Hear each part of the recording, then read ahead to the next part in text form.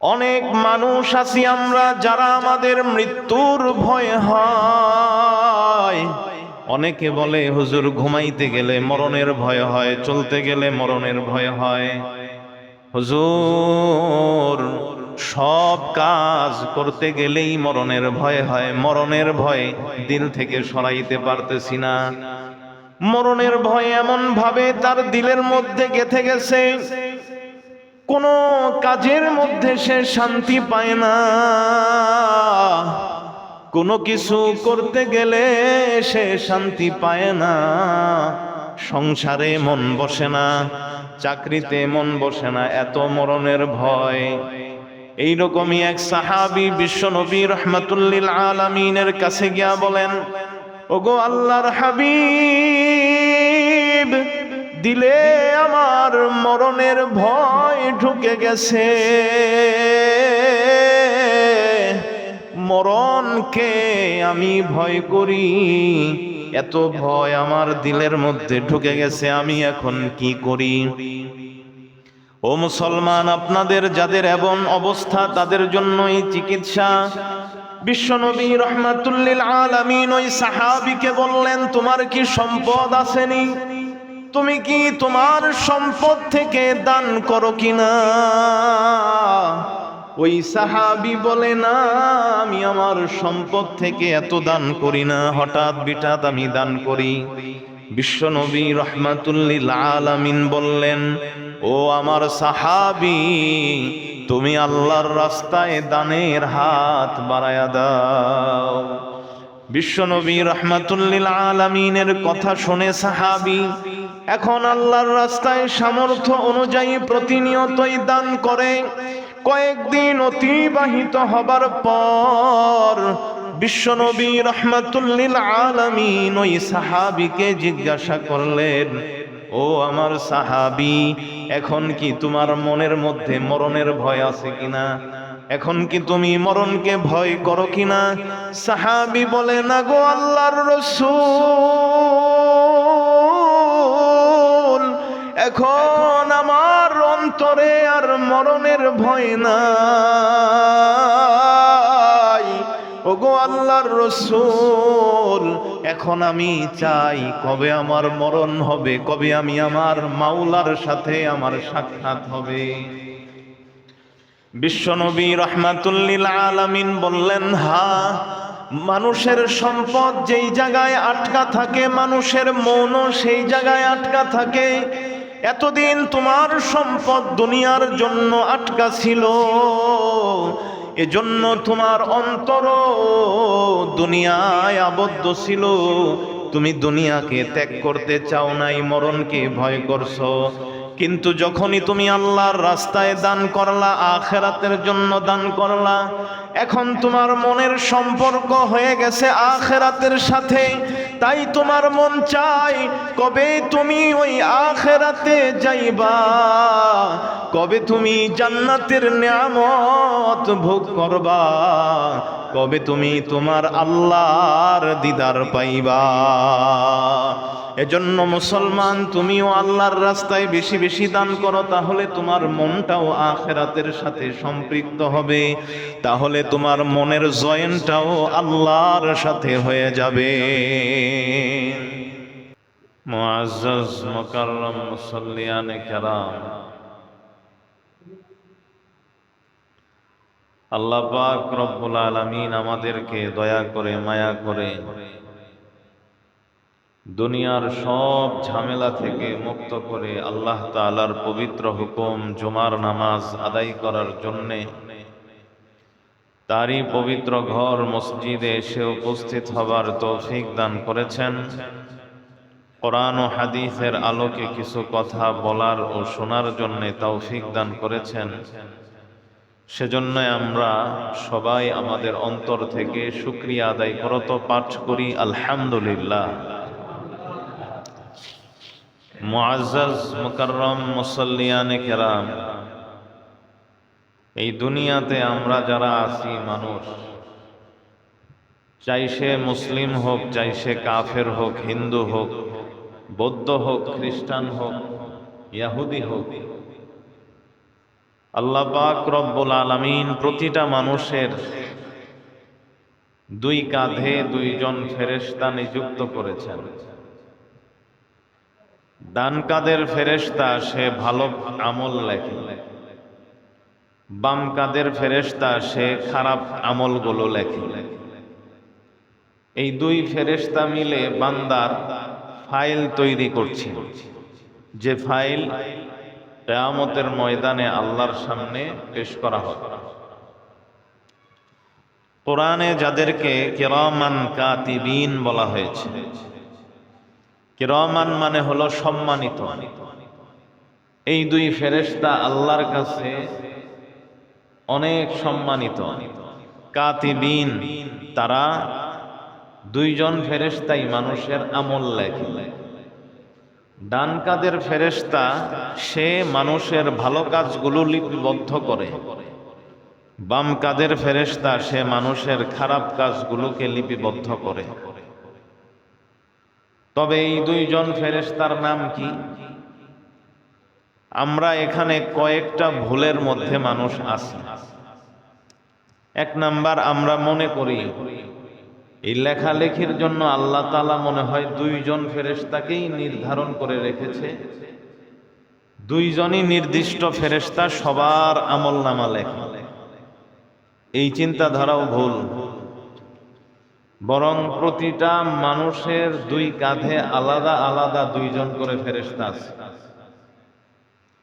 তাহলে তাদের সংখ্যা হবে, মানুষ পৃথিবীতে যত আসবে তাদের সংখ্যাও তত হবে। এখানে তারা দুইজন না মাত্র, যে এই দুইজনই সব মানুষের কাঁধের উপরে ভর করে আছে, তারাই সবার আমল লেখে, এইরকমটা নয়। বরং তাদের সংখ্যা অগণিত, অসংখ্য। প্রতিটা মানুষের কাঁধে দুইজন, তার মানে মানুষ যতজন পৃথিবীতে আসছে প্রত্যেকের কাঁধে দুইজন করে হলে মানুষের যেরকম সঠিক হিসাব নাই যে মানুষের সংখ্যা কত, কিয়ামত পর্যন্ত কতজন মানুষ আসবে তারও যেরকম কোনো নির্দিষ্ট সংখ্যার হিসাব নাই, ঠিক তদ্রূপ এই দুই কাঁধের ফেরেশতা কয়জন তারও কোনো নির্দিষ্ট হিসাব নাই। দুই নাম্বার ভুল, আমরা মনে করি তাদের নাম হলো কিরামান কাতিবিন। কিরামান কাতিবিন হলো তাদের নাম, এটাও ভুল। তাদের নাম এইটা না, এটা হলো তাদের সিফাত, গুণ। কিরামান শব্দের অর্থ হলো সম্মানিত, তারা আল্লাহর কাছে অনেক সম্মানিত। কাতিবিন শব্দের অর্থ হলো তারা লেখক, লেখে। এই দুইটা তাদের নাম না। তাদের নাম কি এটা আল্লাহ তাআলা কোরআনেও উল্লেখ করেন নাই, নবীজি সাল্লাল্লাহু আলাইহি ওয়াসাল্লাম হাদিসেও উল্লেখ করেন নাই। কেন? কারণ তারা তো মাত্র দুইজন না, তারা তো অনেক, অগণিত, অসংখ্য।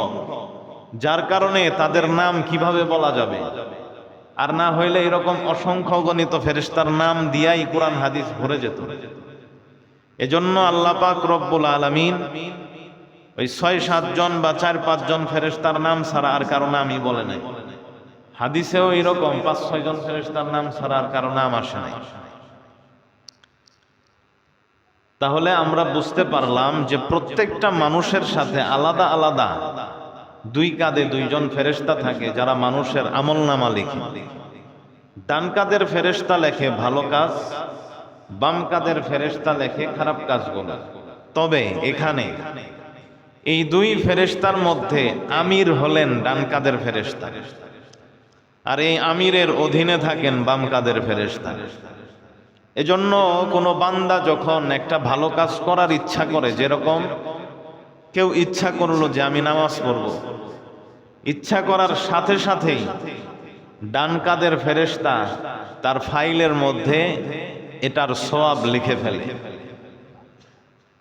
আর যখন কোনো বান্দা গুনার ইচ্ছা করে যে আমি গান শুনবো, তার এটা ইচ্ছা হয়েছে, এখনো সে গান শুনে নাই, মাত্র তার মনে একটা ইচ্ছা জাগছে, তখন এই বাম কাঁধের ফেরেশতা গুনাহ লিখতে চাইলেও ডান কাঁধের ফেরেশতা বলে রাখ, কেবল সে ইচ্ছা করছে, এখনো তো গুনাহ করে নাই, সুতরাং এখন এই গুনাহ লেখা যাবে না।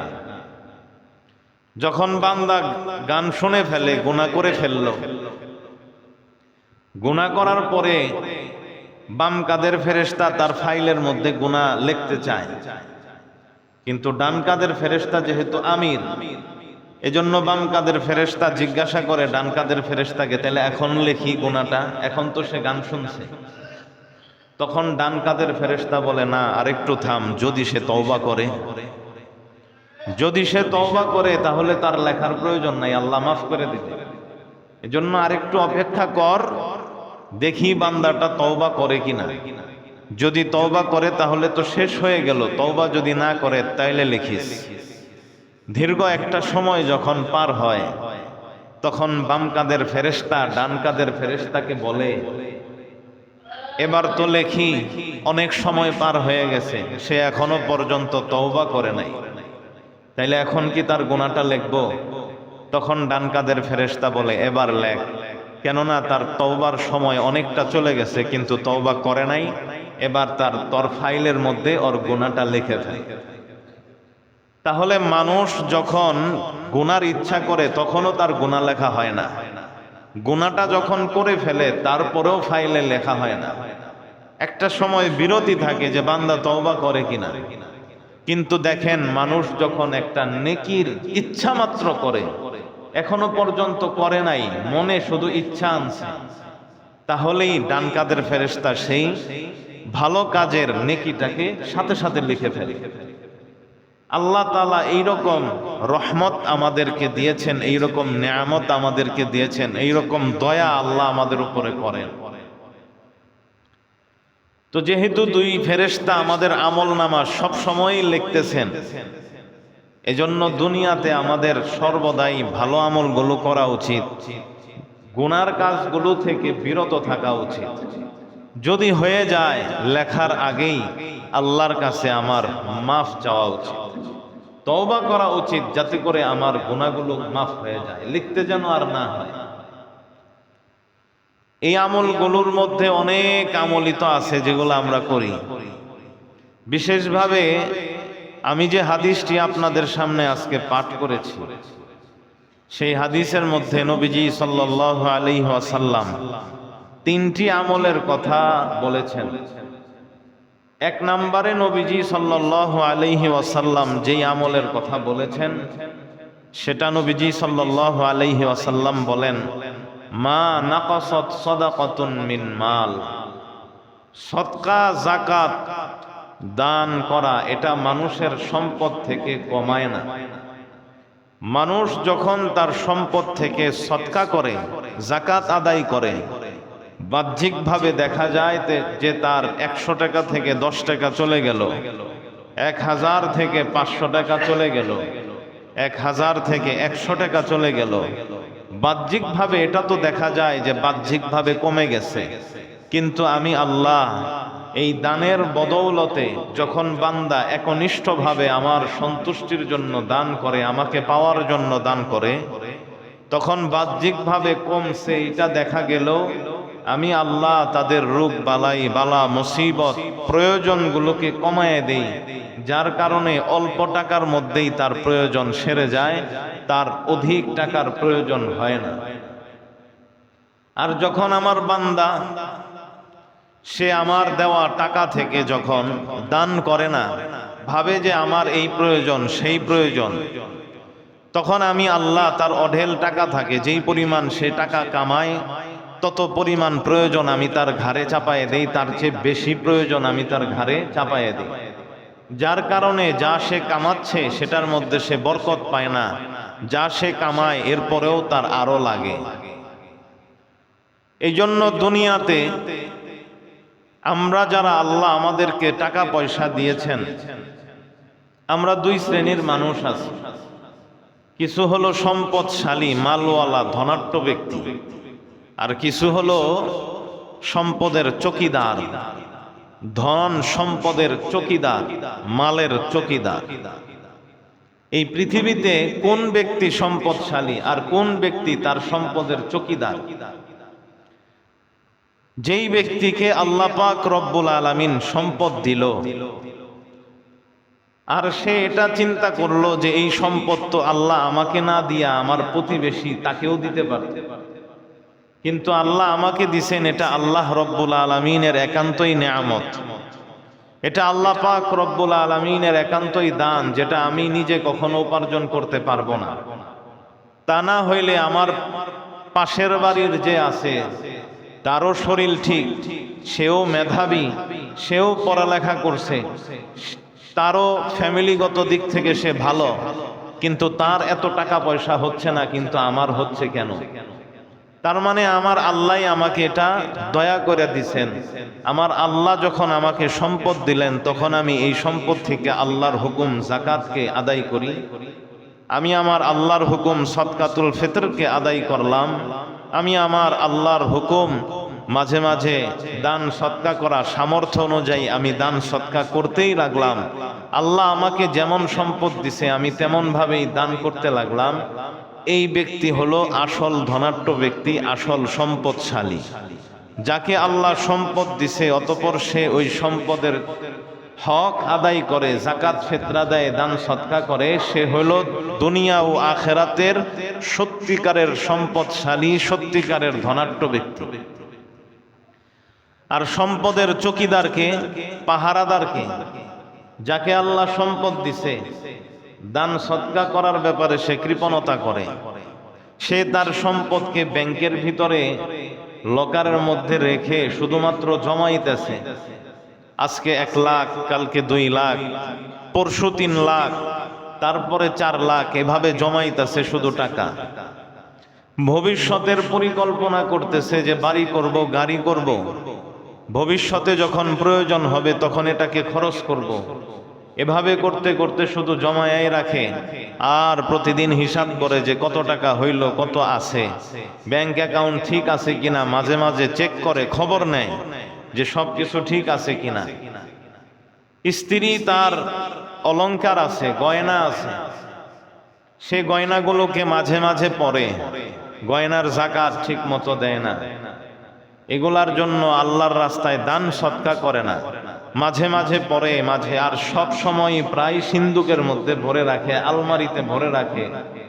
অনেকে আছে তার অলংকার ব্যাংকের লকারের মধ্যে রাখে হেফাজতের জন্য, কিন্তু তার জীবনে এগুলা ব্যবহার করা হয় খুবই কম। তার জীবনে এগুলার মাধ্যমে সে উপভোগ করা, এটা তার হয় খুবই কম। এরা হলো দুনিয়াতে সম্পদের চকিদার, যে সম্পদ দ্বারা দুনিয়াতেও লাভবান হতে পারে না, আখেরাতের জন্য সে লাভবান হতে পারে না। সে হলো আসলে দুনিয়াতে আল্লাহ যে তাকে সম্পদ দিছে, এই সম্পদের হলো চকিদার।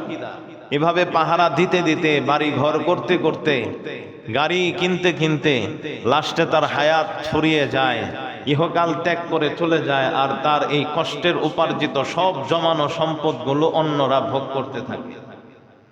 কিন্তু তার ভোগ করার সৌভাগ্য হয় না।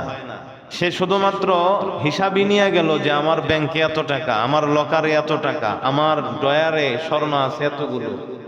হিসাব করতে করতে, রাখতে রাখতে, পাহারা দিতে দিতেই তার জীবন শেষ হয়ে গেল। আল্লাহর রাস্তায় দান করেও আখেরাত কামাইতে পারলো না, দুনিয়াতে ব্যবহার করেও সে আনন্দ ফুর্তি উদযাপন করতে পারলো না। এ হলো আসলে দুনিয়াতে আল্লাহর দেওয়া সম্পদের চকিদার। এই মূলত ধনাঢ্য ব্যক্তি না। কোরআন হাদিসের পরিভাষায়, আহলে ইলমদের পরিভাষায়, এরা হলো সব সম্পদের দারোয়ান, সম্পদের চকিদার। মূলত সম্পদের ধনাঢ্য ব্যক্তি হলো, সম্পদশালী হলো সে যাকে আল্লাহ সম্পদ দিছে, সে সম্পদ অনুপাতে দান সদকাও করে, যাকাত দেয়, সদকাতুল ফিতরও দেয়। আগে একটা সময় নারীরা ছিল, আপনারা হয়তোবা দেখতে পারেন এরকম, অথবা নাও পারেন, আপনাদের পূর্বে যারা ছিল তারা দেখছে। আমরা তো এটা দেখিই নাই, শুনছি শুধু। মহিলারা যখন বাড়িতে রুটি বানাইতো, তো রুটির বানানোর জন্য এভাবে আটা ছিঁড়ে আলাদা আলাদা করে রাখে, প্রত্যেকটা রুটির পরিমাণ আটা ছিঁড়ে রাখতো। তো এই মহিলারা করতো কি, একটা রুটি পরিমাণ আটা ছিঁড়ে এটাকে আলাদা রাখতো, যে যদি কোনো ফকিরনি আসে, ভিখারি আসে, তাহলে সে চাইলে আমি তাকে এই 1 রুটির আটাটা যেন দিতে পারি। এইরকম একটা সোনালী যুগ ছিল যে মহিলারাও দান সৎকা থেকে কখনো মাহরুম বঞ্চিত হইতো না। তারা রুটি বানানোর সময় এরকম রাইখা দিত। ভাত রান্না করতে গেছে, চাউল নিছে, ওইখান থেকে একটু চাউল, এক মুষ্টি চাউল অথবা আধা পট চাউল আলাদা রাখতো, যে কোনো ভিক্ষুক আসলে তারে দিন না। এইরকম মনের ভিতরে দান সৎকার প্রেম তাদের ভিতরে ছিল। তারা এরকম ভাবে দান সৎকা করত, অথচ টাকা না, পয়সা না, কিচ্ছু না, তারপরেও কিন্তু দান সৎকা করার তাদের কত প্রেরণা ছিল। ইচ্ছা থাকলেই উপায় হয়, তারা এইভাবে দান করত। আর এই চাউল, এই আটার একটা টুকরা, এটার মাধ্যমে একজন ভিক্ষুকের পেট তো ভরবে। আমি নয় টাকা তাকে না দিতে পারলাম, কিন্তু এক টুকরা আটা নিয়ে একটা রুটি বানায়া ভাইজা সে তো খাইতে পারবে। আমি যে তাকে চাউল দিলাম, এই চাউল মিলাইয়া অন্য চাউলের সাথে তার তো এক বেলা খাওয়ার পরিমাণ ভাত হবে। এই চিন্তা চেতনা নিয়ে মহিলারা এইভাবে দান করত। কিন্তু বর্তমান সময়ের মহিলাদের দানের ক্ষেত্রে হয়েছে চরম পর্যায়ের অবনতি, অধপতন। তারা এখন দানের ক্ষেত্রে একেবারে পিছায় আছে। এখন তারা আর ওই আগের নারীদের মতো, সোনালী যুগের মহিয়সী নারীদের মতো এইভাবে দানের কথা চিন্তা করে না। তারা শুধু চিন্তা করে এখন একটু টাকা পয়সা হইলে কিভাবে এটা দিয়া মেকআপ কিনা যাবে, স্নো কিনা যাবে, হইলে একটা ক্লিপ কিনবো, একটা কাকড়া কিনবো, একটা লিপস্টিক কিনবো। এজন্য টাকা পয়সাগুলোকেই শুধু জমায়া রাখে, নিজের কাজের মধ্যেই শুধু ব্যয় করে। কিন্তু এখান থেকে 10টা টাকা দেওয়া, বাড়িতে চাউল আছে, স্বামী দিছে চাউল কিনা, স্বামী দিছে আটা কিনা, এইখান থেকে একটু চাউল যদি আমি ভিক্ষুককে দেই, স্বামী কি নারাজ হবে নাকি? স্বামী তো নারাজ হবে না। এটা তো আমাদের সমাজের সামাজিক ব্যবস্থা এরকমই, যে সামান্য পরিমাণ চাউল দিলে কেউ নারাজ হয় না, স্বামী। কিন্তু তারপরেও তাদের এই দেওয়ার মন মানসিকতা খুবই কম। তা আমরা এটা থেকে আমাদের বের হয়ে আসতে হবে। এই দান সৎকার প্রতি আমরা যেন অনুপ্রাণিত হই, আগ্রহী হই, সেই ফিকির আমাদের রাখতে হবে। এখন আমরা এই বিষয়গুলোর উপরে আমাদের আমল নাই, আর এসে এসে বলি যে হুজুর এই বিপদ, ওই বিপদ, এই সমস্যা, ওই সমস্যা, দোয়া করবেন। তা আপনার উপরে এত খরচ, বলে যে এত কামাই, তারপরেও কাজ হয় না, তারপরেও চলে না, আরো প্রয়োজন। এত প্রয়োজন হবে না কেন? যে আল্লাহ আপনাকে দিল, সে আল্লাহর রাস্তায় যখন আমি আর আপনি সদকা না করব, দান না করব, তখন আল্লাহ সেই টাকা পরিমাণ বা তার চেয়ে বেশি প্রয়োজন আমার ঘাড়ে আল্লাহ চাপাই দিবে। তখন এই টাকার মধ্যে বরকত হয় না। দুনিয়াতে মানুষের যে ঝগড়া, এই ঝগড়াটার বেশি হয় ঝগড়া এই সম্পদ নিয়ে। একটা ঘটনা প্রসিদ্ধ আছে এবং আমরাও আমাদের সমাজে এই ঘটনাগুলো প্রতিনিয়তই লক্ষ্য করতেছি। ঘটনাটি হলো, একজন ব্যক্তি মারা গেছে, তার 2 ছেলে ছিল। তখন ব্যক্তির জায়গা সম্পত্তি ছিল অনেক। মারা যাওয়ার পরে 2 ছেলের মাঝে সব জায়গা বন্টন হলো।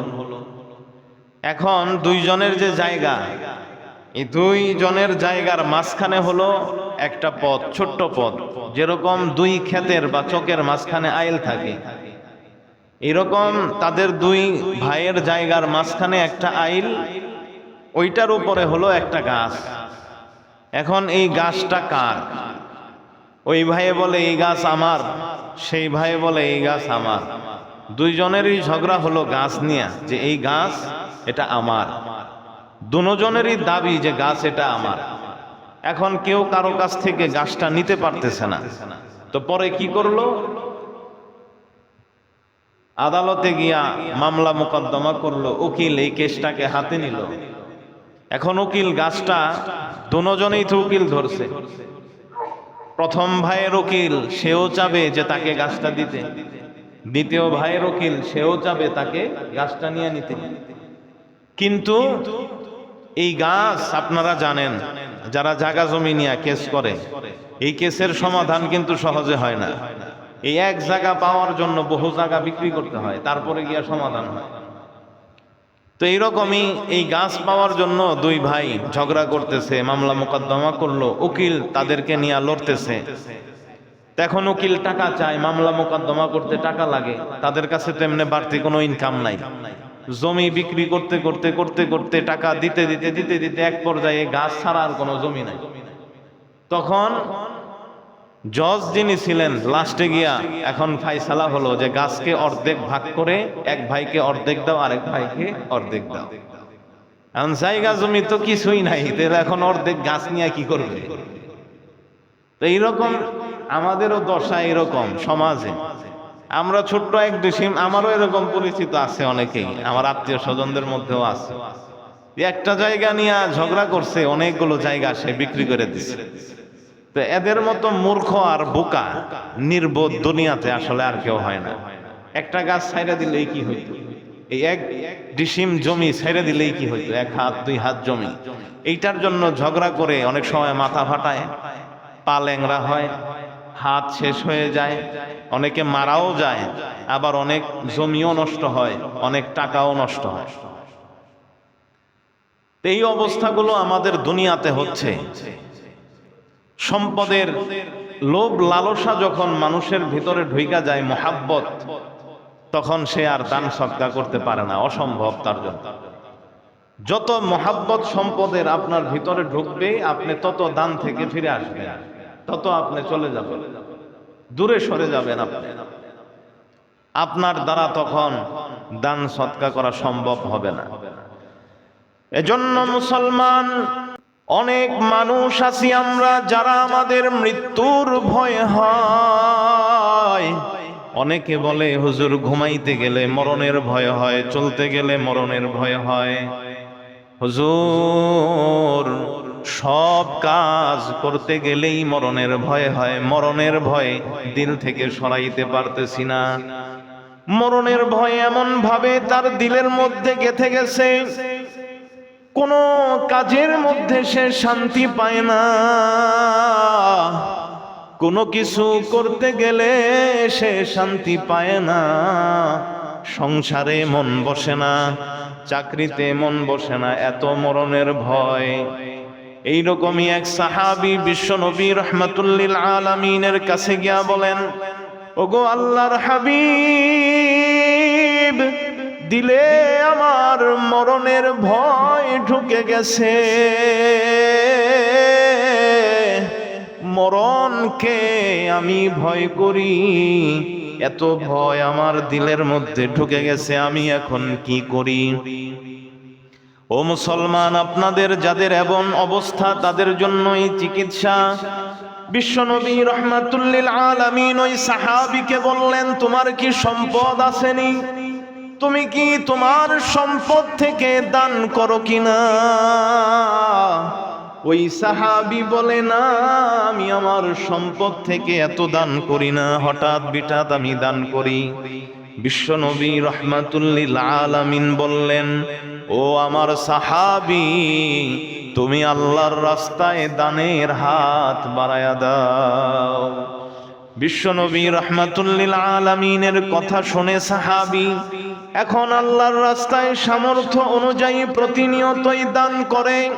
কয়েকদিন অতিবাহিত হবার পর বিশ্বনবী রাহমাতুল্লিল আলামিন ওই সাহাবীকে জিজ্ঞাসা করলেন, ও আমার সাহাবী, এখন কি তোমার মনের মধ্যে মরণের ভয় আছে কিনা?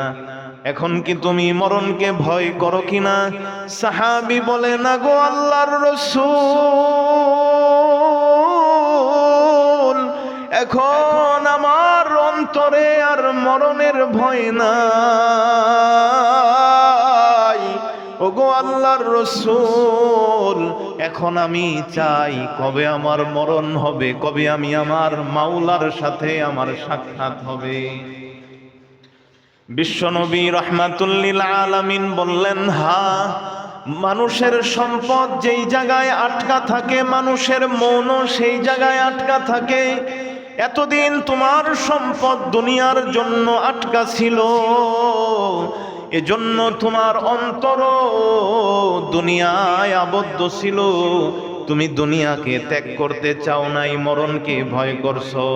কিন্তু যখনই তুমি আল্লাহর রাস্তায় দান করলা, আখিরাতের জন্য দান করলা, এখন তোমার মনের সম্পর্ক হয়ে গেছে আখিরাতের সাথে। তাই তোমার মন চায় কবে তুমি ওই আখিরাতে যাইবা, কবে তুমি জান্নাতের নিয়ামত ভোগ করবা, কবে তুমি তোমার আল্লাহর দিদার পাইবা। এজন্য মুসলমান, তুমিও আল্লাহর রাস্তায় বেশি বেশি দান করো, তাহলে তোমার মনটাও আখিরাতের সাথে সম্পৃক্ত হবে, তাহলে তোমার মনের জয়েনটাও আল্লাহর সাথে হয়ে যাবে। ও মুসলমান, মুসা আলাইহিস সালাতু ওয়াস সালামের সময়ের একটা ঘটনা বলেই শেষ করছি। মুসা আলাইহিস সালাতু ওয়াস সালামের সময় এক ব্যক্তি অনেক গরিব ছিল, টাকা পয়সা কিছু নাই, অভাবের জিন্দেগি। দুনিয়ায় তার জীবন যাপন করা বড় কষ্টকর হয়ে যাচ্ছে। দৈনন্দিন তার চলাফেরা খুবই কষ্টকর হয়ে যাচ্ছে, খরচ করা সম্ভব হচ্ছে না। ওই ব্যক্তিটা মুসা আলাইহিস সালাতু ওয়াস সালামের কাছে গিয়া বলল, গো আল্লাহর পয়গম্বর, আপনি তো তুর পর্বতে গিয়ে আপনার আল্লাহর সাথে কথা বলেন। ও মুসা, আমি আপনার কাছে একটা জিনিস চাই। আপনি যখন আপনার আল্লাহর সাথে কথা বলার জন্য তুর পাহাড়ে যাইবেন, তখন আমি অধমের কথা আল্লাহর কাছে একটু বইলেন, আল্লাহ যেন আমার যত রিজিক আছে সব জানি একসাথেই দিয়া দেয়। আমার যত রিজিক আছে আমার জানি একসাথে আল্লাহ সব দেয়। যতদিন বাঁচি আমি আরামে একটু আমার এই যতদিন রিজিক আমার কাছে থাকবে, আল্লাহ আমাকে সব রিজিক যখন একসাথে দিবে, আমি এই রিজিকগুলো নিয়ে যতদিন পারি আমি একটু স্বাচ্ছন্দ্যে চলি। আর এই অভাবের জিন্দেগি ভাল লাগে না। প্রতিদিন চলাফেরা অনেক কষ্ট হয়ে গেছে, চলতেই পারি না, খাইতে পারি না, কত কষ্ট করে জীবন যাপন করছি আমি। এজন্য আল্লাহরে একটু বইলেন, আল্লাহ জানি দয়া কইরা যতদিন আমার রিজিক আল্লাহ রেখা রাখছেন, ওই সব রিজিক জানি আল্লাহ আমার একসাথেই দিয়া দেয়। এই রিজিকগুলো দিয়ে আমি যতদিন পারি আরামে চলবো। তাও তো কয়টা দিন আমি আরামে চলতে পারলাম। হযরতে মুসা আলাইহিস সালাতু ওয়াস সালাম আল্লাহর কাছে গিয়া বললেন, আল্লাহ, তোমার ওই বান্দা প্রার্থনা করছে, দোয়া চাইছে, সে বলছে তোমার সব রিজিক তার একসাথে দিয়া দাও। আল্লাহ, যা তুমি রিজিক তার জন্য লিখে রাখছিলা সব রিজিক তুমি তারে একসাথে দিয়া দাও গো আল্লাহ। আল্লাহ আল্লাহর পয়গম্বর মুসার দোয়া কবুল করলেন। ওই বান্দার যত রিজিক আল্লাহ লিখে রাখছিলেন সব রিজিক আল্লাহ একসাথে তাকে দিয়া দিলেন। আল্লাহ তারে অনেক ছাগল, অনেক পশু, অনেক টাকা, অনেক গম, অনেক চাউল, অনেক ধান, অনেক কিছু আল্লাহ একসাথেই দিয়া দিলেন। হযরতে মুসা আলাইহিস সালাতু ওয়াস সালাম চলে গেলেন নিজ কাজে ব্যস্ত। 1 বছর অতিবাহিত হওয়ার পর মুসা আলাইহিস সালাতু ওয়াস সালামের অন্তরে জাগ্রত হলো, ওই ব্যক্তির জন্য যে দোয়া করছিলাম তার এখন কি অবস্থা এখন তো জানি না, যাই একটু খোঁজ নিয়ে আসি তার কি খবর। হযরতে মুসা আলাইহিস সালাতু ওয়াস সালাম আসলেন, দেখেন এই ব্যক্তির বিশাল এক প্রাসাদ হয়ে গেছে, দালান হয়ে গেছে, অনেক বড় বাড়ি আল্লাহ তাকে দান করছেন। বিশাল এক পাল ছাগল আল্লাহ তারে দান করছেন। তার দস্তরখানাও দেখি অনেক বড়, অনেক প্রশস্ত। সব সময় তার বাড়িতে মেহমান থাকে, তিনি সবাইকেই খাওয়ায়। তিনি মেহমানদেরকে মেহমানদারি করেন, কোনো প্রকার তার আপত্তি নাই। প্রতিনিয়তই প্রতি বেলা সে মেহমানদারি করছেন। তার এত সম্পদ, এত তার মর্যাদা দেখে মুসা আলাইহিস সালাতু ওয়াস সালামের সন্দেহ হলো, আল্লাহ যে তারে এত রিজিক দিছিল সেটা তো এতদিনে শেষ হয়ে যাওয়ার কথা, কিন্তু তারপরেও দেখি শেষ হয় নাই, তার তো আরো বেশি হয়েছে সম্পদ। কেন? এজন্য মূসা আলাইহিস সালাতু ওয়াস সালাম তুর পর্বতে গিয়া আল্লাহকে ডাক দিয়া বলে, আল্লাহ, ও আমার প্রভু, তোমার বান্দারে না তুমি একসাথে সব রিজিক দিয়া দিছিলা, এই রিজিক তো এতদিনে শেষ হয়ে যাওয়ার কথা ছিল, কিন্তু শেষ হয় নাই, বরং তুমি আরো বাড়াইয়া দিছিলা। কেন এত বাড়াইয়া দিছ? আল্লাহ ডাক দেয়া বলে, মূসা, আমি আমার বান্দারে যে রিজিক দিছিলাম, আমার বান্দা সেই রিজিক একা ভোগ করে নাই। আমার বান্দা এত অভাবী, তাও প্রতিদিন আমার বান্দা প্রতিবেলায় এই রিজিকগুলো অন্যের মাঝেও বন্টন করত। সে দান সদকা করত আমার জন্য।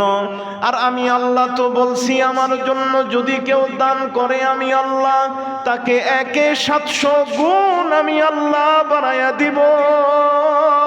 এজন্য আমার বান্দা যখন আমার রাস্তায় দান করলো, প্রতিনিয়ত যখন দান করছে, আমি আমার বান্দার প্রতি 1 টাকা দানে আমি আমার বান্দাকে 700 গুণ আমি বাড়াইয়া দিছি।